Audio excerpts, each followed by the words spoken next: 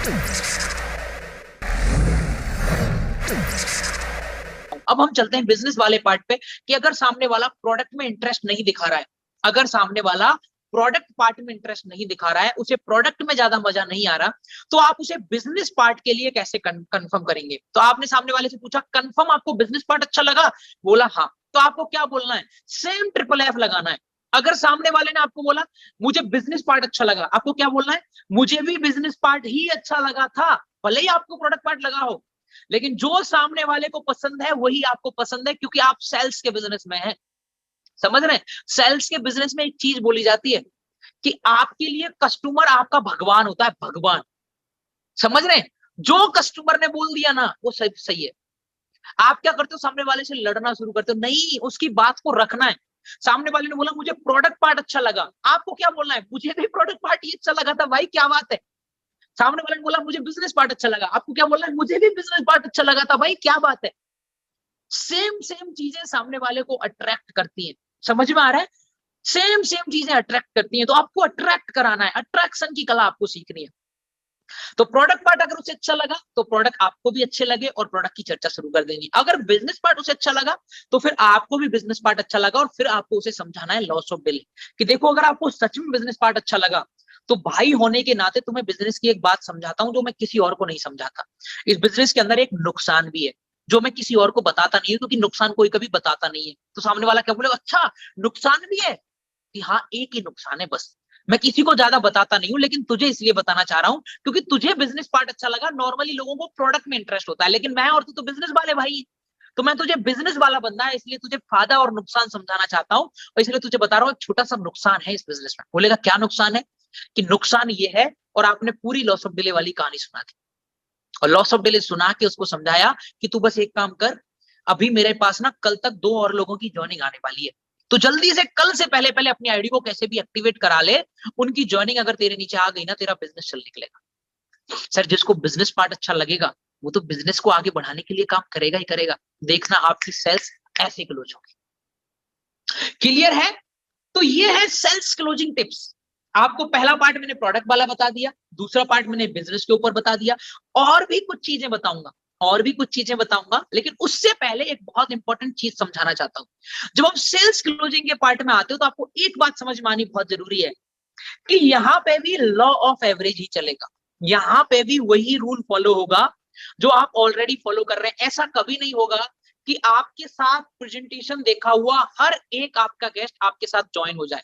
अगर आप इस बिजनेस के अंदर अपने हर एक प्रोस्पेक्ट को ज्वाइन कराना चाह रहे हैं तो आप इस बिजनेस के अंदर बेहतर नहीं कर सकते, क्योंकि हर एक इंसान कभी इस बिजनेस को ज्वाइन नहीं करेगा। ये बात आपको पहले ही क्लियर होनी है।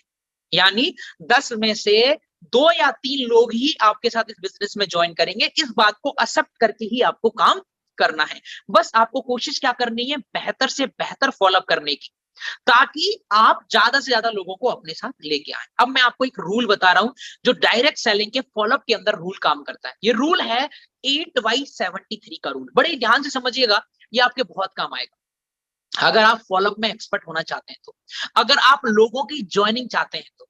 एक 8x73 का रूल काम करता है। 8x73 के रूल को अगर आपने फॉलो किया तो आपको बहुत ज्यादा रिजल्ट मिलेगा। तो हम चलते हैं 8x73 रूल के ऊपर। क्या कहता है 8x73 रूल? 8x73 रूल में पहला पार्ट है 73 का, कि 73% लोग, ध्यान से समझना, बहुत काम की चीज बता रहा हूं। 73% लोग, 73% लोग इस बिजनेस के अंदर तब ज्वाइन करते हैं जब आप उनका मिनिमम 5 बार से ज्यादा फॉलोअप करते हैं। फिर से रिपीट करूं, 73% लोग आपके साथ इस बिजनेस में तब ज्वाइन करते हैं। फिर से अगर रिपीट कर रहा हूं, ध्यान से सुन लीजिए।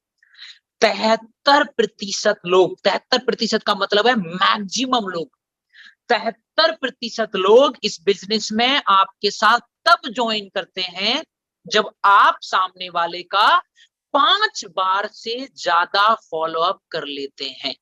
यानी आपने आज एक बार फॉलोअप किया, 2 दिन बाद दोबारा उसको समझाया, 3 दिन बाद फिर से समझाया, फिर दोबारा अपनी अपलाइन से समझ पाया, फिर किसी दिन अपनी दूसरी अपलाइन से समझ पाया। जब तक आप सामने वाले का 5 बार फॉलोअप नहीं ले लेते, जब तक आप सामने वाले को 5 बार नहीं समझा देते, तब तक सामने वाली की ज्वाइनिंग का कोई चांस नहीं है। क्योंकि ये सर्वे कह रहा है, ये आंकड़े कह रहे हैं कि इस दुनिया में 73% लोगों ने तभी ज्वाइन किया जब आपने उनका 5 बार से ज्यादा बार फॉलोअप किया। और ये मेरे आंकड़े नहीं है सर, ये प्रॉपर उन लोगों के आंकड़े हैं जिन्होंने डायरेक्ट सेलिंग के अंदर बहुत बड़े लेवल पे काम किया है। ये आपको बुक में पढ़ने को मिलेगा।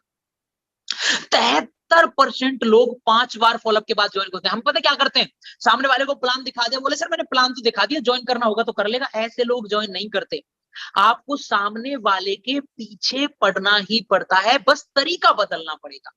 देखिए, आप सामने वाले के पीछे 2 तरीके से पड़ते हैं। पहला, सामने वाले को बुरा लगता है। दूसरा, सामने वाले को बुरा नहीं लगता, बस आप उसके पीछे। सेल्स क्लोजिंग में पीछे पड़ना पड़ता है, ये बहुत इंपॉर्टेंट चीज है। आपने कभी किसी शोरूम में या कभी गाड़ी वाले को देखा है, वो आपको बार बार कॉल करते हैं, सर आज हमारे पास में ये ऑफर है, सर आप इस टाइम पे गाड़ी खरीदोगे तो ये ऑफर है। करते हैं कि नहीं? ये सब क्या है? ये सब सेल्स क्लोजिंग का पार्ट होता है। तो उसी तरीके से आपको भी अपने प्रोस्पेक्ट का या अपने गेस्ट का या अपने जिसको भी आपने प्लान दिया है, उसका कम से कम कितनी बार फॉलोअप करना है? 5 बार मिनिमम फॉलोअप करना है। और पहला फॉलोअप तो आपको 24 घंटे के अंदर ही करना है। मैक्सिमम सेल्स आपकी 3-4 फॉलोअप के अंदर क्लोजिंग हो जाएंगी और बुरे से बुरे केस में आपकी 5 फॉलोअप के अंदर ज्वाइनिंग आ जाएगी। ऐसे ऐसे लोगों की ज्वाइनिंग जिन्होंने कभी आपको मना कर दिया, ब्लॉक कर दिया, गालियां दे दी, वो लोग भी आपके 5 फॉलोअप के बाद ज्वाइन हो जाते हैं।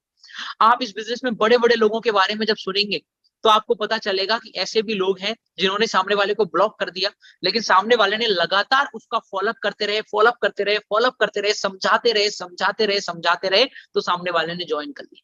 देखिए, इस बिजनेस के अंदर आप ईगो लेके कभी काम नहीं कर सकते।